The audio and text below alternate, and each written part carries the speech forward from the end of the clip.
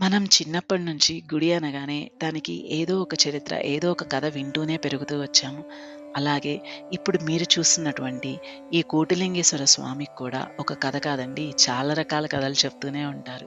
కథ కాబట్టి వినటంలో తప్పు లేదు. నిజానికొస్తే గనక ఈ గుడిని 1980లో శ్రీ స్వామి సాంబశివమూర్తి గారు మొదలుపెట్టారనమాట.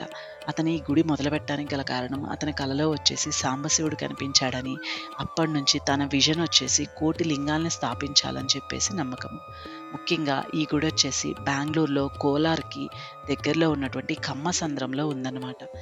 ఎందుకు ఈ గుడిని మనం చూడాలి అంటే 108 అడుగులు ఉన్నటువంటి శివలింగము, 32 అడుగులు ఉన్నటువంటి బసవన్నని దర్శనం చేసుకోవటమే కాకుండా 12 రకాల దేవతామూర్తులను కూడా దర్శించుకోవచ్చు. కేవలం రూ. 20 మాత్రమే టికెట్. ఇక్కడ ఎలాంటి కమర్షియాలిటీ కూడా లేదు. ప్రసాదం అయితే గనక చాలా బావుంటుంది.